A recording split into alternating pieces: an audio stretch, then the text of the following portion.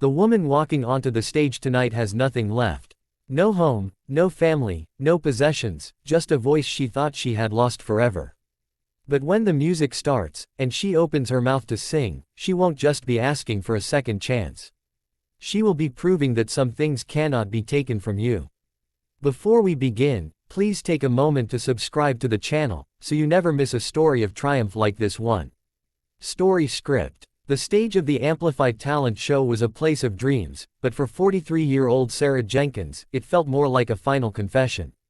The bright lights were a harsh contrast to the dark, lonely car she had slept in the night before. She clutched a single piece of paper, the lyrics to a song her late husband had written for her, the paper now worn soft from being held so many times.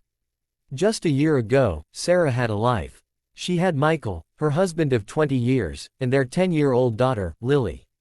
They lived in a small but happy home in Ohio, where Sarah was a beloved choir teacher at the local high school. Music was the heartbeat of their family. Then came the fire. A faulty wire in the middle of the night. Sarah had been at the school, preparing for a fundraising concert. By the time she got the call and raced home, all she could see was a wall of flames where her house used to be. The firefighters held her back as she screamed their names. Michael and Lily were gone. In one terrible night, her entire world was reduced to ash. The insurance company fought the claim, citing a technicality, and she was left with nothing. The grief was a physical weight, crushing her spirit and stealing her voice.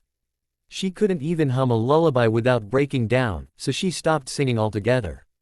She lost her job, too overcome to stand in front of a classroom, and soon, she lost her home.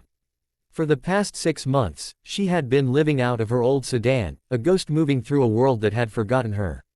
The talent show was a desperate, last-ditch idea. She had seen a flyer on a coffee shop window. She had nothing left to lose, not even her pride. She wore the only nice thing she still owned, a simple blue dress she had found at a charity shop, hoping it would make her look less like what she was. As she walked to center stage, she saw the judges, a panel of famous entertainers, their faces a mix of professional interest and polite expectation. She saw the audience, a sea of strangers, and her courage almost failed her. The host, a charismatic man with a quick smile, leaned in. "Sarah, what will you be singing for us tonight?" Her voice was a thin thread. "It's a song called, Lily's Song. My husband wrote it for our daughter on the day she was born." There was a sympathetic murmur in the crowd. The music started, a simple, gentle piano melody. Sarah closed her eyes, and for a moment, she was back in the nursery, holding Lily for the first time, Michael sitting beside her, humming this very tune. She opened her mouth, and the first note came out, not powerful, but pure and raw with emotion. It was the sound of a heart breaking in real time. As she moved into the first verse, she sang about a love so deep it was a physical pain. Her voice began to grow, finding strength in the sorrow.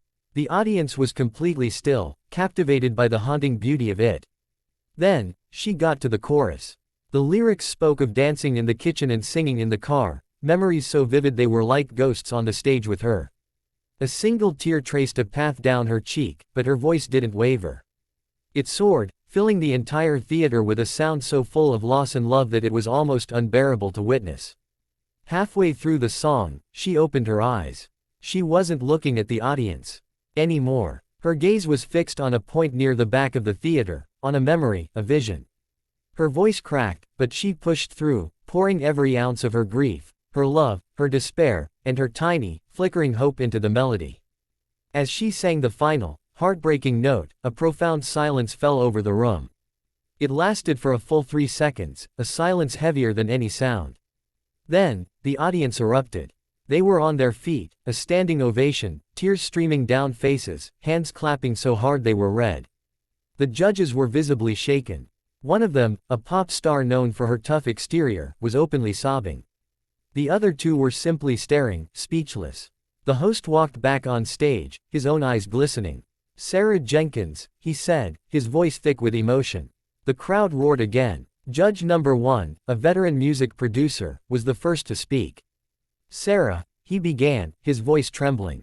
"I have been in this business for 40 years. I have heard thousands of singers. But I have never, ever heard someone give a performance like that. That wasn't just singing. That was survival. He slammed his hand on the golden buzzer in front of him. A shower of gold confetti exploded from the ceiling, and the entire theater went wild. Sarah stumbled back, her hand flying to her mouth, disbelief washing over her face. The other judges quickly followed, each one reaching for their own buzzer, a rare, unanimous decision. The pop star judge ran onto the stage and wrapped Sarah in a tight embrace. "You are a warrior," she whispered into her ear. "Your daughter and your husband, they are so proud of you."